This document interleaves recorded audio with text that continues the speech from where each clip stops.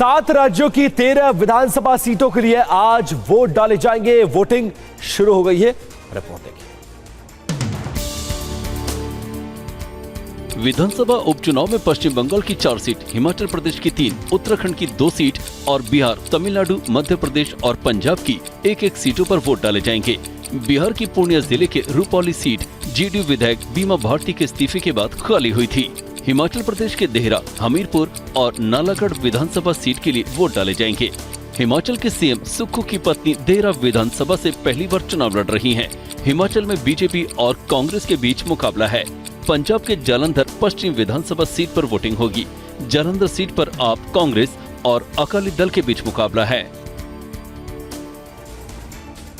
और वही हाथरस भगदड़ की जांच कर रही एसआईटी ने बाबा नारायण सरकार हरि को अपनी पहली रिपोर्ट में ही क्लीन चिट दे दी। हाथरस भगदड़ की जांच कर रही एसआईटी की रिपोर्ट में बाबा नारायण सरकार हरि का जिक्र भी नहीं है। एसआईटी की रिपोर्ट में हाथरस हादसे के लिए कार्यक्रम के आयोजक को मुख्य जिम्मेदार बताया गया है। स्थानीय प्रशासन की जवाबदेही भी तय की गई है। 2 सदस्य जांच समिति ने जांच रिपोर्ट सौंपी और कहा कि साजिश से इनकार नहीं है। ऐसे में गहन जांच की जरूरत है। 400 पेज की रिपोर्ट में कहा गया है कि हाथरस हादसा आयोजकों की लापरवाही से हुआ। एसआईटी की रिपोर्ट के आधार पर एसडीएम, सीओ समेत 6 पुलिस वाले सस्पेंड कर दिए गए हैं। और यूपी सरकार में कृषि मंत्री सूर्य प्रताप शाही का एक वीडियो बेहद चर्चा में है। प्रेस कॉन्फ्रेंस के दौरान शाही ने कहा कि दाल 100 रुपयों किलो से ज्यादा कहीं पर नहीं है, जिसके बाद लोगों ने उनके इस बात का विरोध भी किया। आप दे रहे हैं 100 रुपए किलो से ज्यादा कहीं दाल नहीं है। कृषि मंत्री के इसी बयान पर सियासत भी तेज हो गई है। समाजवादी पार्टी और कांग्रेस ने सूर्य प्रताप शाही पर हमला बोला है। इस पे कोई आश्चर्य भी नहीं है कि भारतीय जनता पार्टी के मंत्री, कृषि मंत्री वो दाल और आटे दाल चावल के भाव बता के हंसेंगे। ये जो उनकी हंसी थी, ये महंगाई की हंसी थी, ये गरीब के और गरीबों का मजाक था। योगी सरकार के सारे मंत्री जले पर नमक। हालात उत्तर प्रदेश के क्या है कि ना तो महंगाई सरकार पर चर्चा करती है और सूर्य प्रताप शाही की आंखों में मोतियाबिंद हो गया। उन्हें गरीबी दिखाई नहीं देती। और मरणोपरांत कीर्ति चक्र से सम्मानित कैप्टन अंशुमन सिंह की पत्नी के खिलाफ अभद्र और अपमानजनक टिप्पणी मामले में पुलिस ने अब अपनी कार्रवाई को शुरू कर दिया है। रिपोर्ट देखिए।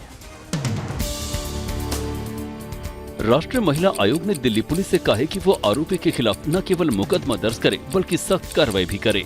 अब इस मामले में दिल्ली पुलिस की स्पेशल सेल ने कार्रवाई शुरू कर दी है। स्पेशल सेल की आईएफएसओ यूनिट मामले की जांच कर रही है। दरअसल पिछले दिनों राष्ट्रपति द्रौपदी मुर्मू ने भारतीय सेना के कैप्टन अंशुमन सिंह की पत्नी स्मृति सिंह और मां को मरणोपरांत कीर्ति चक्र सौंपा। अंशुमन सियाचिन की बर्फीली पहाड़ियों पर अपने साथियों को मौत के मुंह से बचाते वक्त शहीद हो गए। और वहीं मुंबई के भाईंदर से एक दिल दहला देने वाली घटना सामने आई है, जहां पिता और पुत्र दोनों ने एक साथ ट्रेन के आगे लेटकर आत्महत्या कर ली। पिता पुत्र की आत्महत्या की तस्वीर स्टेशन पर लगी सीसीटीवी में कैद हो गई। तस्वीरों में आप साफ देख सकते हैं कि सामने से ट्रेन आ रही है। ट्रेन के पास पहुंचते ही दोनों एक दूसरे का हाथ पकड़कर ट्रेन के सामने लेट जाते हैं। ट्रेन की पटरी पर दोनों अपना सिर रख देते हैं। लोकल ट्रेन तेजी से उनके ऊपर गुजर जाती है। मौके पर ही दोनों की मौत हो गई। पुलिस मामला दर्ज कर जाँच में जुट गई है। सुसाइड करने वालों की पहचान हरीश मेहता और जय मेहता के तौर पर हुई है। पुलिस को उनके पास सुसाइड नोट मिला है, जिसमें लिखा है कि हमारी मौत का कोई जिम्मेदार नहीं है।